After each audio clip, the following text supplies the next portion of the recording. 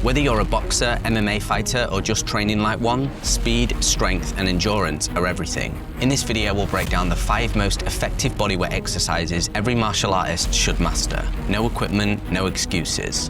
Let's go.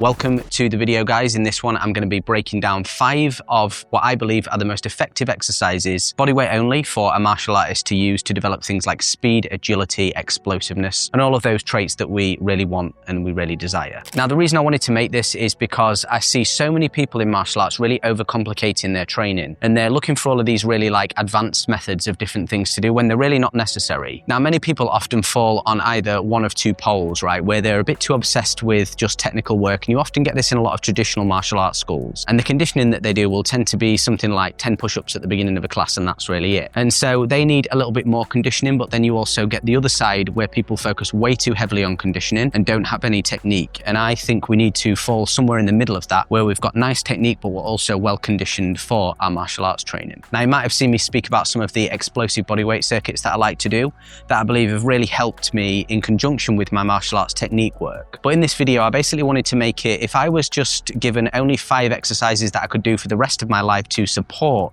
the goals that I've got in martial arts and fitness in general, then it would be these. So the first of these exercises that we're going to be focusing on today is just the good old-fashioned push-up, which is great for building the shoulders, the chest, and gives really good core stability, which is essential in striking to make sure you stay on balance in your stance and things like that. Now, there's a few different variations of push-up that I like to do, but 2 of the main ones that I use are the military-style push-up, where the arms are really close to you. So I'll have to show you that from the front this way. When we do this one, we keep our arms really close to the side of our body and push up this way. And the other version that we do, that I like to do, is having the hands a little bit wider, gives a little bit more shoulder dominance as you push up, okay? So the wide one is a little bit better for the shoulders, and the military one is a bit better for the triceps and the core stability, okay? So as you get into the push-up position, it's really important to keep your body quite rigid and straight. So you need to lock your core, not like really tense like you're doing some kind of crunch, but keep it straight so it gives you that stability. What often people do who are not that experienced with push-ups is they will go down and their body will kind of sag down like this, and they're not hitting the right place at all, right? So you want to kind of lock that body in, almost like we're doing kind of like a pseudo hollow body like we do in our striking techniques, but just keep the body upright like this, lower ourselves down and up. Just like that. Now, obviously, push-ups are quite a generic exercise that many people use already. So if you're quite familiar with these, go for doing explosive push-ups, which will really help you with your striking speed and being able to explode more, right? So explosive push-ups, there's different variations. You can do the full plyo push-ups, where you literally push yourself off the ground, or you can just perform them much more quickly, where you almost kind of let yourself drop into the ground. So instead of a really slow and controlled movement, you can perform them faster, to where you're having to use your arms to stabilize yourself and stop yourself hitting the floor that way. And if you want to use these in your workouts, I would aim for 3 to 4 sets of 20 to 30 repetitions with something like a 1-minute break in between, ensuring you keep that good form throughout.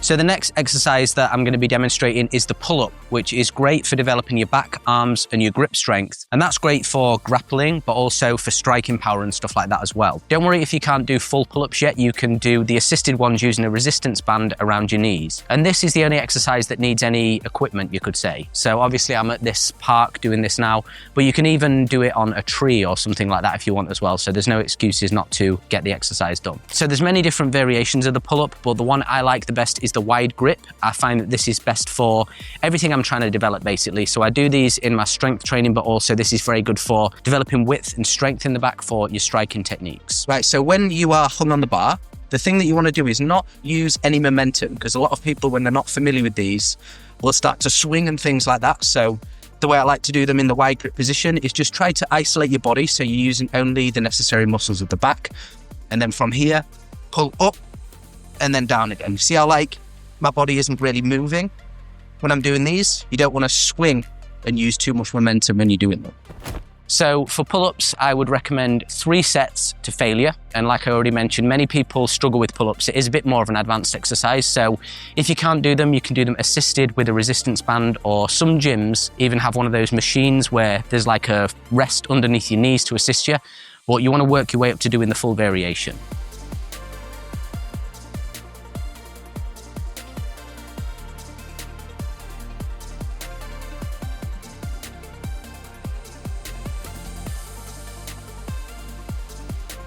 This next one is a core exercise, which is really good for stability and obviously building up endurance in the core, which is the absolute base of our power. If you've got a weak core, you're going to be leaking energy everywhere, as I've mentioned many times in my other videos. And so having that stability is like a container of the energy that we can then use and filter into our strikes. And an exercise that I really like to work on this area that anyone can do in no space at all is a plank to a push-up. And it's really, really simple. So all we do here is start with our arms kind of in like this. We make sure we're in our plank position. Then all we do, take one hand, straighten it, push ourselves up onto our other hand, just like this. And then we go down again onto the original hand, up. Keeping the core locked the entire time and keeping the feet together. And you'll start to feel it the more of the reps that you do of that, okay? Now, one thing you do want to do as well is make sure that when you go down into this position, you're not like turning sideways like this. So the key is to try to keep your body nice and straight or flat to the floor. So you can see as I go down here, try and keep my body flat into this position and straight back up again. Now, what this will do for us is build great stability throughout the core, because that's incredibly important. Say, if we strike with real intent and power and we miss, if you haven't got a strong core, you're likely to fall and compromise your balance. But doing these stability exercises allows us to almost cancel that forward momentum really efficiently with good control, so we don't lose our balance and we're able to reset our stance and get out of a danger zone quickly. And what I would recommend for these is about 3 to 4 rounds of 45 seconds each. So this doesn't work too well on repetitions. Just do as many as you can with good form and good control. It's not about speed. For 45 seconds for 3 to 4 rounds.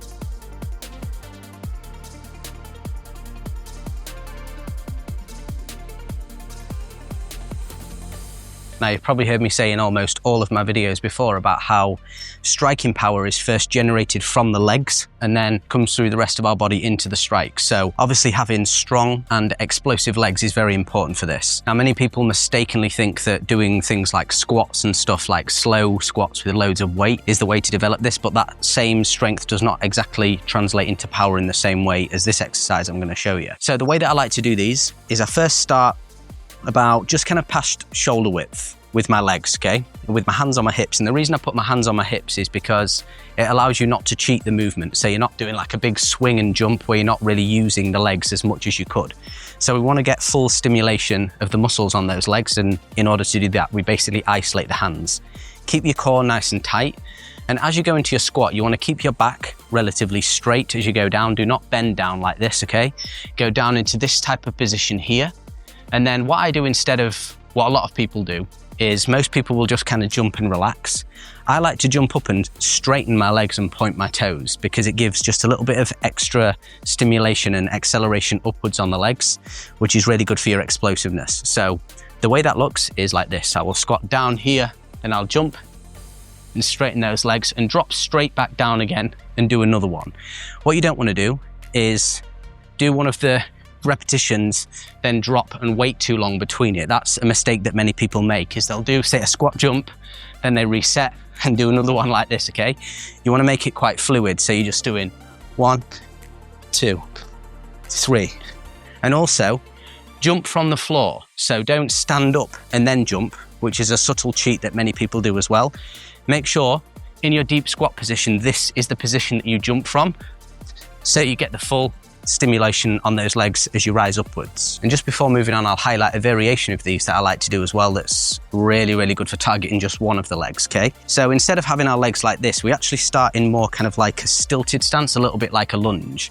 And we basically just perform the same movement, but it's going to really target our legs in a different way. So instead of just doing the regular squat, we would squat down into this position here, then jump up again, straightening the legs out really hard, and then dropping back down again as we go. And this is really, really good for stability because as you land, the natural tendency is to kind of wobble off balance a little bit like this. So you've really got to use your legs and your core to stop yourself and then push back up again, which is perfectly translatable into martial arts training. And so with these explosive squat jumps, you want to aim for about 15 to 20 repetitions, and you want to do about 3 to 4 sets of those as well. And trust me, if you're doing them in the way I showed here, with that form, you're really, really going to feel it. Your legs will feel like lead by the end of it, right? But that's perfect for developing that explosive strength that you need to drive into your striking techniques.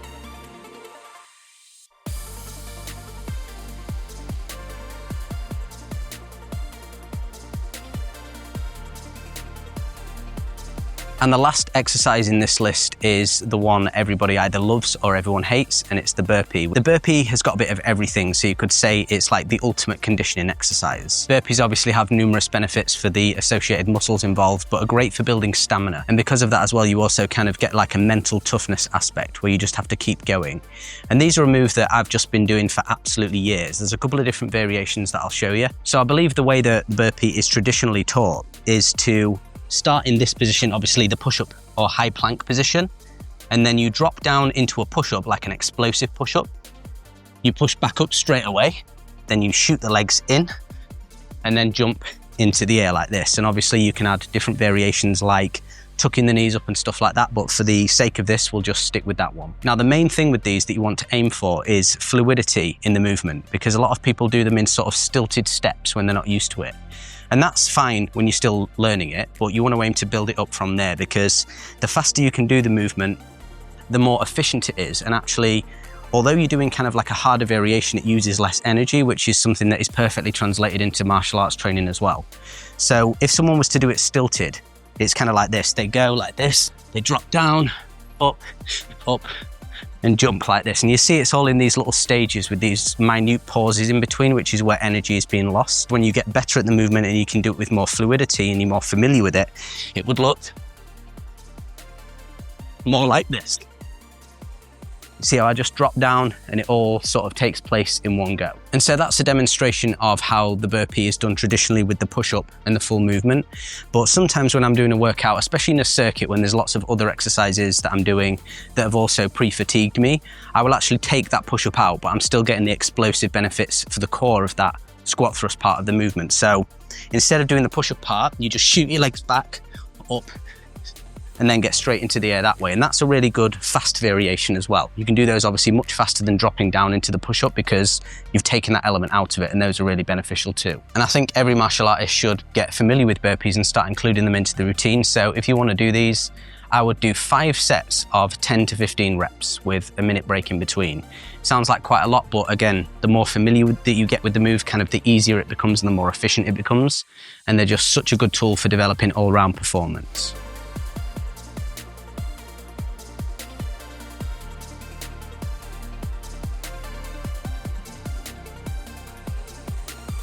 All right, guys, so I hope you enjoyed that video. Quite a simple one today, but you know, my content revolves around trying to make things that a lot of people think are complex and simplify them so you can get the best results. Because really the kind of unexciting truth about martial arts training is that it's not actually anything fancy, and it's just a lot of the basics repeated over time. And I'm actually going to make a video about this. It's kind of like a bit of a letdown when people hear that it's just doing the same things all the time and they want some like magical formula or some complex solution to their problems, but that doesn't really exist. And trust me, these exercises are something that if you just employ these, this is really all you need to get to a really, really high level, provided that you're doing the technique work and all of that sort of stuff on top of that, obviously, to develop your martial arts skills. But these are more than sufficient for strengthening the body and all of the attributes that we need. So if you found yourself overthinking the process, looking for complex solutions and stuff like that, just take these and start implementing them straight away. They're not that stressful on the body either, so you should be able to do these every other day, working up to doing them every day, and you'll get really, really high level results doing that. Thank you for watching, guys. Watch out for my school group coming in the current weeks, which is containing basically all of my different training information, full tutorials for all the techniques, training plans, workouts, and all that sort of stuff. It's going to be a community where I'm bringing people of the same interest together to really developing all these attributes that we're all interested in bettering ourselves and becoming the greatest version of ourselves, both physically and mentally. With that being said, I will see you in the next video.